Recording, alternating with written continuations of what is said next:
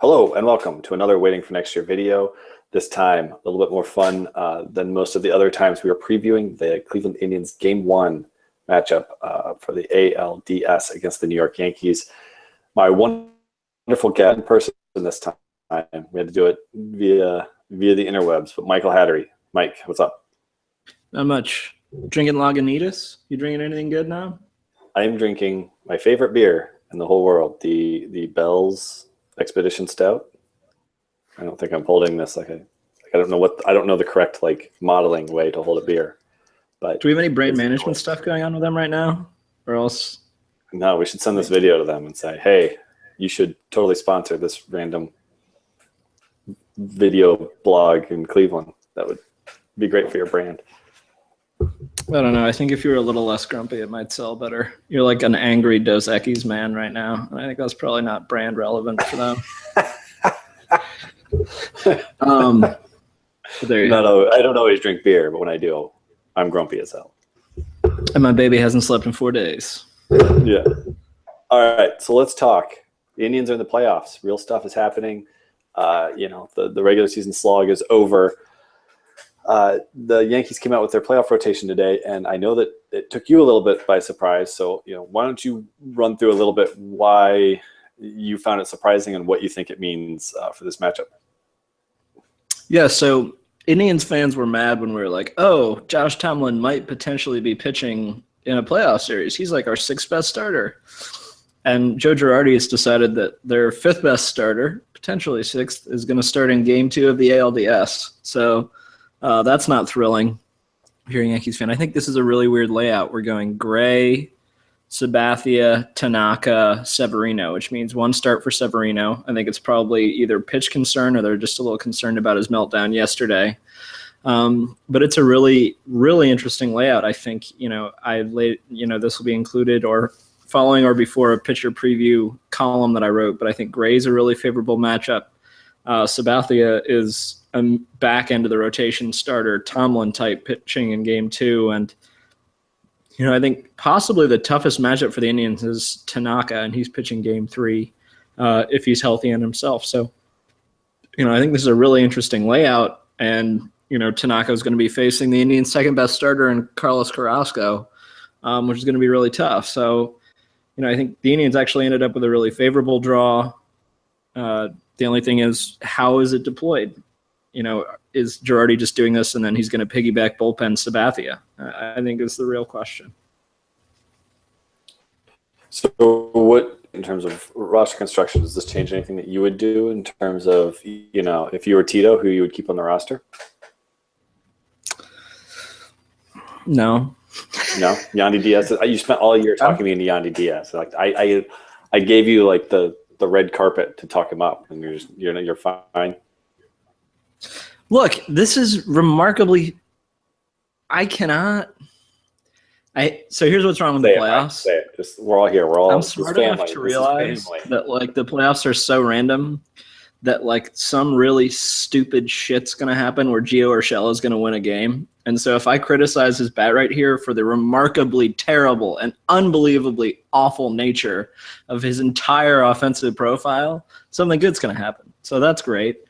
And people can rip me for that, but he sucks offensively. He's just north of Michael Martinez, which we have an image for, hopefully, to be incorporated in this delightful broadcast. Last year there was a guy who wasn't great offensively who won us a couple games, and Roberto Perez. It's not even close though. Perez is twice as good offensively as Urshela. How mad are you? How mad are you that you're on video trying to work through that emotion? Why? For those who don't follow enough, Hattery's a big Roberto Perez fan, as is the kind of underbelly of Tribe Twitter. Roberto Perez on the team. I guess I should be a fan of that generally. Oh boy. All right. So who do you anticipate having some success against Gray? Kind of what are his strengths and what do we have on the roster, the profiles to succeed against that? One of the things that's really interesting about Gray is he's someone who, for the last 3 seasons, has induced significantly less ground balls the later in the year he gets, which I think, especially with his sinker, I think it's a signal of his arm really wears down, and we're seeing it again this year. So I think this is a pretty favorable matchup because He works at contact management. And when that sinker is not really heavy and inducing ground balls, he just doesn't strike enough guys out to be imposing. In terms of specific matchups, I actually like a really weird set of guys. I keyed in on them. The Indians have a lot of great hitters. I could have picked Encarnacion. I could have put Lindor in there. There are some ways they match up well. But the three guys for me, Jose Ramirez, if he gets a fastball in. Lonnie Chisenhall does a really good job with a sinker on the outer half of the plate. I think he could be really interesting. And I think, Sonny Gray is going to have to leverage up that curveball more than he usually does. And I think Jason Kipnis is a guy who can make that curveball pay. So I have a couple of weird picks of guys who I think are going to be really important plate appearances and actually might pair well against Gray in game one. I feel like, that meme going around that's like the normal brain, says Jose Ramirez, and then like the enlightened brain says Lonnie Chisenhall, and then like the brain with like the beams coming off is like the Jason Kipnis thing. Like I feel like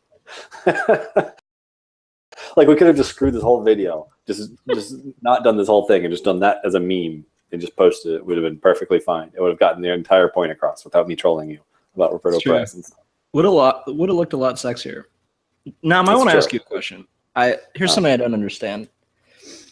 We care about, people all of a sudden really care about defense when it's Yandy Diaz versus Giovanni Urshela, when Diaz bat is 40% better. But then when Kipnis' bat is like 25 or 30% better than Greg Allen's, all of a sudden we don't really care about defense. I mean, Greg Allen's not starting games in the playoffs, I don't think. I think he should be, but I don't think he's going to start them. Why do we care about it with some guys and not with others? I don't know. That is a good question. There's always where that makes it okay and the guys where it doesn't. And it kind of happens all over the diamond, I think, for us. Like you said, Kipnis over Greg Allen isn't big. Jose Ramirez over Kipnis at second is like another one that kind of like sits out there. So there's kind of like a lot of weird questions like that on this roster and a lot of ways you could configure it. And I'm almost kind of surprised that Tito is configuring it in the way that he is. Yeah, are you surprised at all that he didn't just slot Kipnis back into second base? A little bit. This is the thing where versatility, I think I've like rammed down. I've doubled down on how valuable versatility is for a franchise in terms of optimizing platoon advantage and things like that. But also then kind of weird, stupid stuff can happen. Like you playing a guy who probably athletically is a mediocre left fielder and you're going to start him in center field having played, 5 games out there? And good outcomes can still happen, but it's the process that matters to me. That process just doesn't seem like you're setting yourself up to succeed. It may succeed, but that does not mean the process or the decision was right. It's just like life. I make really dumb decisions all the time. Sometimes they work out. I agree. No, I agree with you completely. And Tito might be the king of the gets results from things that maybe were from the outside look like a bad process. He's the king. He's the guy who, it's like, to use a basketball analogy, he's the guy who takes bad shots but makes them. So you're going, no, yes. And then it works every time. And he's Dion Waiters. Tito is the Dion Waiters of Major League Baseball is what I'm saying. I'm just going to try to work Dion Waiters into all of these from now on. That's the best close I've ever heard. I think so too. All right, yeah, let's wrap it up there. We'll see how it works. Game one, made the big decision to put Bauer in to pitch game one. So it's going to be interesting. I think we're all going to hold our breath a little bit, but we'll be back, to preview game two after that game, and hopefully we're up 1-0 for that one. So, Mike, thank you very much for joining me. We'll see you next time here at Waiting for Next Year.